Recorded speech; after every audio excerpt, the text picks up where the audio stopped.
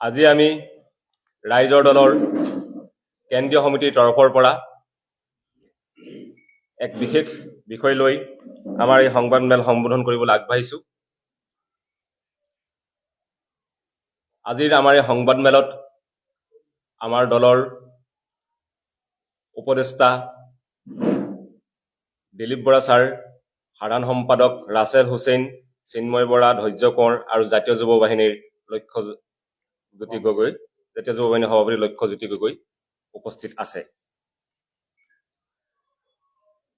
আপোনালোকৰ জৰিয়তে, সংবাদ মাধ্যমৰ জৰিয়তে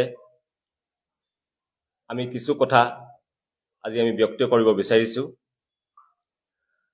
অসমৰ ৰাইজ সকলো অৱগত যে ২৬ৰ নিৰ্বাচনলৈ মাজত মাথো এটা মাহ বাকী আছে।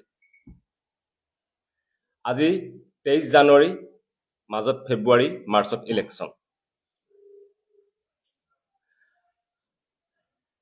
অসমৰ ৰাইজে এইটোও জানে যে অসমৰ পৰিৱৰ্তনকামী জনগণে, অসমৰ পৰিৱৰ্তনকামী ৰাইজে এইবাৰ সকলো বিৰোধী দলে একলগ হৈ যুঁজি বিজেপিক শাসনৰ পৰা বিদায় দিয়াটো বিচাৰিছে।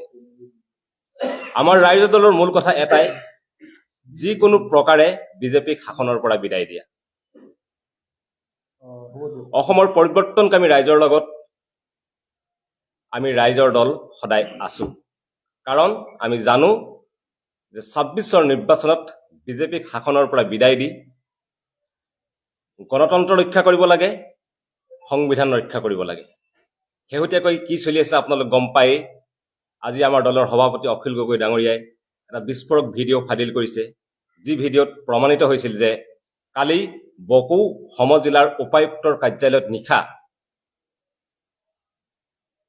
বিজেপিৰ জিলা সমিতিৰ সম্পাদক দুজন বহি লৈ কিদৰে তাত ভোটাৰ তালিকাত নাম ভৰ্তি কৰি আছিল। এই লৈ সবিশেষ তথ্য আমাৰ দলৰ সভাপতি মহোদয়ে অৱগত কৰিছে। গতিকে যিকোনো প্ৰকাৰে বিজেপিক শাসনৰ পৰা বিদায় দিব লাগে আৰু তাৰ কাৰণে আমি সকলো বিৰোধী দল একলগ হ'ব লাগে। এয়াই আমি যোৱা ৫ বছৰে নিৰন্তৰে কৈ আহিছো। কিন্তু অত্যন্ত দুৰ্ভাগ্যজনক কথা যে এটা ৰাজনৈতিক দলৰ, যি ৰাজনৈতিক দলক আটাইতকৈ বৃহৎ ৰাজনৈতিক দল, বিৰোধী ৰাজনৈতিক দল হিচাপে আমি সকলোৱে জানো, সেই ৰাজনৈতিক দলটোৰ ভিতৰৰ মীমাংসাবিলাক শেষ নোহোৱাৰ কাৰণে গোটেই মিত্ৰতাৰ প্ৰসংগটো ওলমি আছে। এয়া ৰাইজে বিচাৰি থকা যি আকাংক্ষিত মিত্ৰতা, সেই মিত্ৰতাৰ বাবে কোনোপধ্যেই শুভ ইংগিত নহয়। আমি দেখা পাইছো বিহাৰত কিদৰে নিৰ্বাচনৰ দুদিন আগলৈকে মিত্ৰতাৰ প্ৰসংগ ওলমাই ৰখা হৈছিল আৰু তাৰ ফল কি হৈছিল সেয়াও আমি দেখিলো। গতিকে আমি বাৰম্বাৰ অনুৰোধ জনাই আহিছো, দাবী উত্থাপন কৰিছো যে মিত্ৰতাৰ প্ৰসংগটো সোনকালে শেষ কৰিব লাগে, আসন ভাগ বতৰা শেষ কৰিব লাগে, আসন বতৰা শেষ কৰি মিত্ৰতাত চিলমোহৰ মাৰিব লাগে। কিন্তু আজি ২৩ জানুৱাৰী, মাৰ্চত ইলেকশ্যন, মাজত ফেব্ৰুৱাৰী। কিন্তু মিত্ৰতা কেতিয়া হ'ব? আসন ভাগ বতৰা কেতিয়া হ'ব? কমন মিনিমাম প্ৰগ্ৰেম আমি কেতিয়া তৈয়াৰ কৰিম? আমি সকলো বিৰোধী ৰাজনৈতিক দলৰ নেতৃত্ব একলগ হৈ ৰাইজৰ মাজলৈ কেতিয়া যাম? তাৰ বাবে আমাৰ মাজত হাতত সময় আছেনে? নে কেৱল এটা বিশেষ ৰাজনৈতিক দলৰ ভিতৰৰ মীমাংসা শেষ নোহোৱাৰ কাৰণে সমগ্ৰ বিৰোধী দলৰ মিত্ৰতাৰ প্ৰসংগটো ওলমি থাকিব আৰু অসমৰ পৰিৱৰ্তনকামী ৰাইজে বিচাৰি থকা বিৰোধী দলৰ বহু আকাংক্ষিত মিত্ৰতাটোত আউল লাগি থাকিব? এই প্ৰশ্ন আমি আজি সংবাদমেলত উত্থাপন কৰিব বিচাৰিছো। আমি ৰাইজৰ দলৰ ফালৰ পৰা পুনৰবাৰ মিত্ৰতাৰ প্ৰাসংগিকতা দোহাৰিছো আৰু আমি ক'ব বিচাৰিছো যে আমি ৰাইজৰ দলে ৪০টাতকৈ অধিক সমষ্টিত আমাৰ প্ৰস্তুতি চলি আছে। তাৰ বাবে ইতিমধ্যেই আমাৰ দলৰ টিকেট প্ৰত্যাশীসকলে ইতিমধ্যে আবেদন পত্ৰ সংগ্ৰহ কৰিছে। কিন্তু তাৰ পাছতো আমি আনুষ্ঠানিকভাৱে আমি সংবাদ মাধ্যমৰ জৰিয়তে কৈছো, কংগ্ৰেছ দলকো অৱগত কৰিছো, আমাৰ দলৰ বৰ্ধিত কাৰ্যনিৰ্বাহকক অনুমোদন জনাইছে যে ২০খন আসন পালেও আমি আমাৰ মিত্ৰতাত আমি থাকিম বা আমি মিত্ৰতাত আমি একেলগে লগ লাগি আমি বিজেপিৰ বিৰুদ্ধে যুঁজিব বিচাৰো। এতিয়ালৈকে ইতিমধ্যে কংগ্ৰেছ নেতৃত্বক প্ৰদানো কৰা গৈছে। তাৰ মাজত আসনক লৈ কেইবাবাৰো কথা বতৰা পতা হৈছে, কিন্তু কোনো ধৰণৰ সুদুত্তৰ আজিলৈকে আহি পোৱা নাই। এয়া সঁচাকৈ অত্যন্ত এক পৰিতাপৰ বিষয়। এইদৰে গৈ গৈ যদি ফেব্ৰুৱাৰীৰ শেষত মাৰ্চত ইলেকশ্যনৰ দুদিন আগত মিত্ৰতা হৈ গৈ, তেনেহলে অসমৰ ৰাইজে বিচাৰি থকা যি মিত্ৰতাৰ ফল, সেই ফল হয়তো আমি নাপাবগৈও পাৰোঁ। সেইকাৰণে আজি আমি পুনৰ দাবী উত্থাপন কৰিছোঁ যে যিমান পাৰে সিমান সোনকালে আসন ভাগ বতৰা সম্পূৰ্ণ কৰি মিত্ৰতাত চিলমোহৰ মাৰিব লাগে। কাৰণ বিলম্বিত মিত্ৰতাই সকলো ৰাজনৈতিক দলৰে নিৰ্বাচনী প্ৰস্তুতিত ব্যাঘাত জন্মাইছে। আৰু এটা মই ঘোষণা কৰিব বিচাৰিছোঁ, ইয়াৰ পিছত আমাৰ দলৰ সন্মানীয় উপদেষ্টা দিলীপ বৰা ডাঙৰীয়া আপোনাক সম্বোধন কৰিব। এইটো কথা হৈছে যে অহা 17 ফেব্ৰুৱাৰী তাৰিখে বৰ্তমান অসম বিধানসভাৰ এজন বিধায়কে ৰাইজৰ দলত যোগদান কৰিব। 18 ফেব্ৰুৱাৰীত অন্য এজন বিধায়কে আমাৰ দলত যোগদান কৰিব। 2জন বিধায়কে আমাক দলত যোগদানৰ নিশ্চিতি ইতিমধ্যে প্ৰদান কৰিছে। কেৱল এই 2জন বিধায়কেই নহয়, আৰু 4-5জন বিধায়কৰ আমাৰ লগত সঘন যোগাযোগ চলি আছে। যিকোনো মুহূৰ্তত এইসকল বিধায়কৰ আমাৰ দলত যোগদান হ'ব পাৰে। কিন্তু 17 ফেব্ৰুৱাৰীত এজন বিধায়ক আৰু 18 ফেব্ৰুৱাৰীত অন্য এজন বিধায়কৰ যোগদান আমাৰ দলত ইতিমধ্যে আমি যোগদানৰ তাৰিখ ঘোষণা কৰি দিছোঁ। 17 আৰু 18 ফেব্ৰুৱাৰীত 2জনকৈ বিধায়কে আমাৰ দলত যোগদান কৰিব। এয়া ভাবোঁ যে ৰাইজৰ দলৰ বাবে, ৰাইজৰ দলৰ আমাৰ কৰ্মীসকলৰ বাবে এক আশাব্যঞ্জক খবৰ। এইখিনি কথা কৈ মই আমাৰ দলৰ সন্মানীয় উপদেষ্টা দিলীপ বৰা ডাঙৰীয়াক আমাৰ কৰ্ণধাৰ সমিতিত যি ধৰণৰ সিদ্ধান্ত গ্ৰহণ কৰা হৈছে এই সম্পৰ্কে বক্তব্য ৰাখিবৰ কাৰণে অনুৰোধ কৰিছোঁ। দাদাই কৈ ল'ব। সাংবাদিক বন্ধুসকল,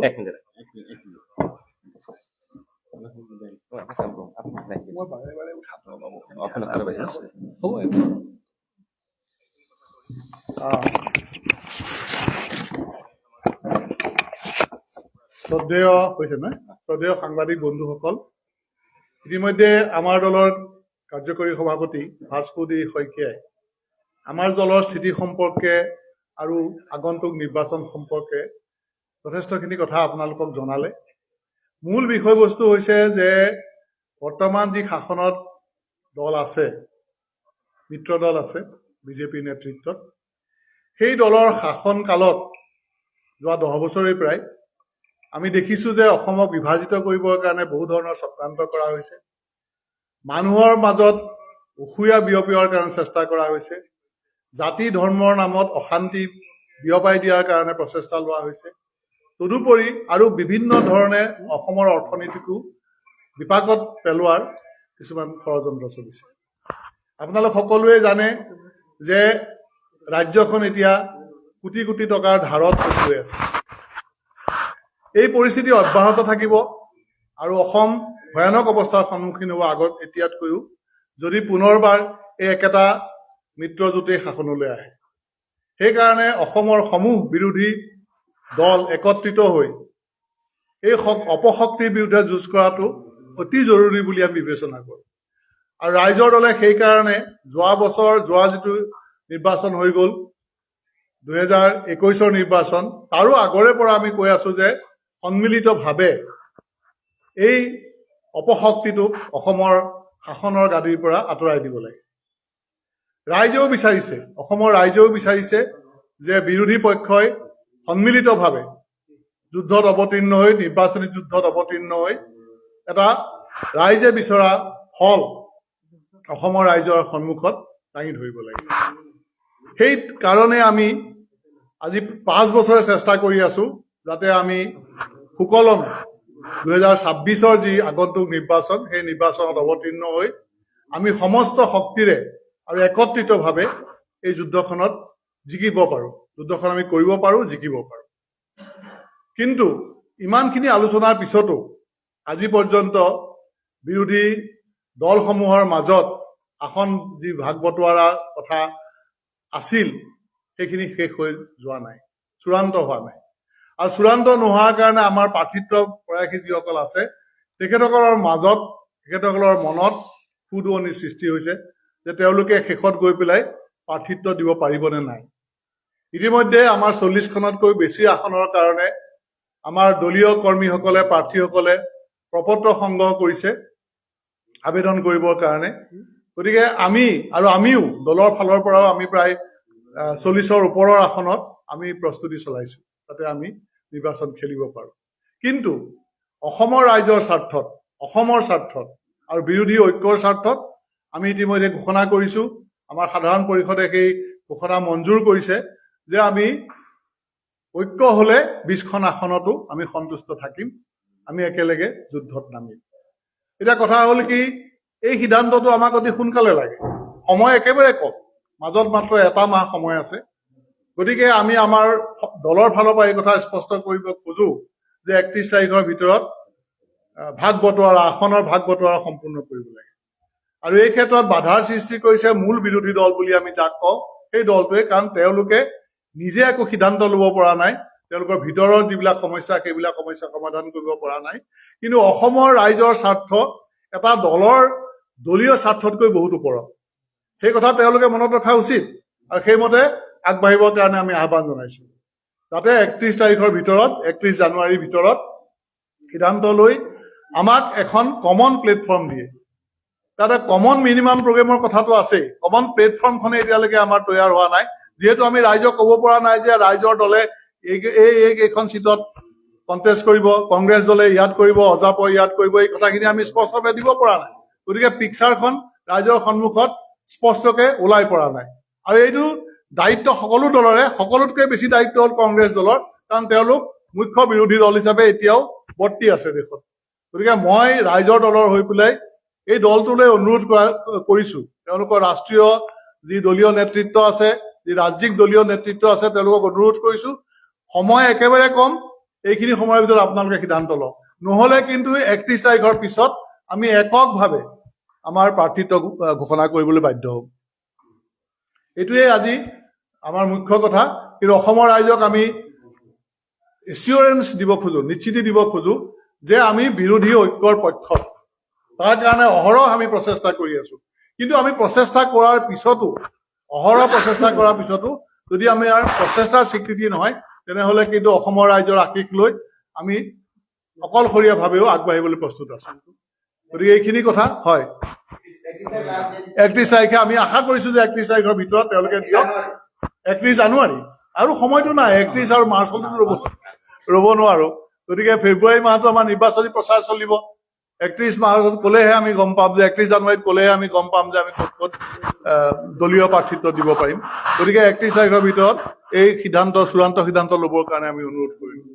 আৰু নহ'লে আমি কৈছোঁৱেই আমি এককভাৱে আগবাঢ়িবলৈও সাজু আছোঁ। নাই, আমি প্ৰাক্তন হ'লে প্ৰাক্তন শব্দটো লগালোহেঁতেন, কিন্তু বিধায়কসকল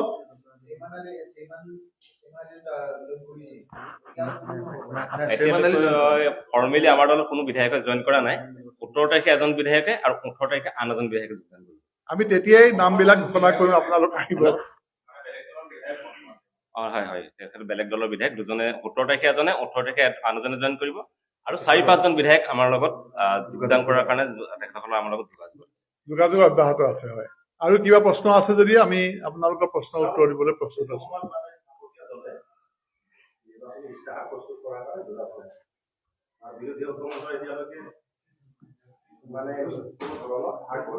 নাই, আমাৰ নিজা দলীয় ইস্তাহাৰ প্ৰস্তুত কাম চলি আছে, সম্পূৰ্ণ হৈ গৈছে। মানে আমি পাব্লিছে কৰা নাই, আমি ৰৈ আছো, আমাৰ সম্পূৰ্ণ হৈছে। নাই, বিৰোধী ঐক্যৰ কাৰণে আমি আশাবাদী, বিৰোধী ঐক্য যে হ'ব সেইটোত আমি আশাবাদী। কিন্তু কথাটো হ'ল কি, বেছি দেৰি হ'ব নালাগে, খৰতকীয়াকৈ হ'ব লাগে।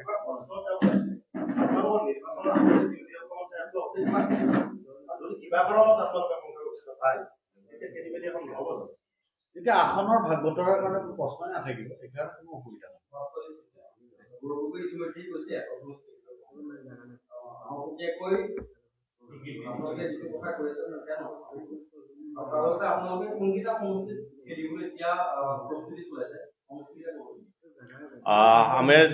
আমি ইতিমধ্যেই ৰাইজৰ দলে অৱতীৰ্ণ হ'ব বিচৰা ২৭টা সমষ্টিৰ তালিকা আমি কংগ্ৰেছ নেতৃত্বক অৱগত কৰিছো আৰু আমি কংগ্ৰেছ নেতৃত্বক এই কথাও অৱগত কৰিছো যে পৰৱৰ্তী সময়ত আমাৰ বৰ্ধিত কাৰ্যনিৰ্বাহকৰ সিদ্ধান্ত আছিল যে ২০খন আসনৰ কথা আৰু প্ৰয়োজন সাপেক্ষে তাতকৈ কিছু আসনত আমি নেগচিয়েট কৰি হলো এৰা ধৰা কৰিবলৈ আমি প্ৰস্তুত এৰা আছো। ধৰা কৰিবৰ কাৰণে আমি প্ৰস্তুত আছো যদি আলোচনা হয় নহ'লে আমি ২৭খনৰ লিষ্ট আমাৰ দিয়া আছে ২৭টা সমষ্টিৰ প্ৰথমে আমি তালিকা তেখেতসকলক প্ৰদান কৰিছিলো পিছত বৰ্ধিত কাৰ্যনিৰ্বাহকে যে আমাক ২০খন আসনৰ কথা কৈছে এই কথাও আমি তেখেতসকলক জনাইছো আৰু পৰৱৰ্তী সময়ত ২০খন আসনৰ পিছতো আমি এৰা ধৰা কৰিবৰ কাৰণে মানে মিত্ৰতাৰ স্বাৰ্থত এই কথাও আমি কংগ্ৰেছ নেতৃত্বক ইতিমধ্যে অৱগত কৰিছো দুখৰ বিষয়ে এতিয়ালৈকে আমি তেখেতসকলৰ পৰা কোনো সুদুত্তৰ পোৱা নাই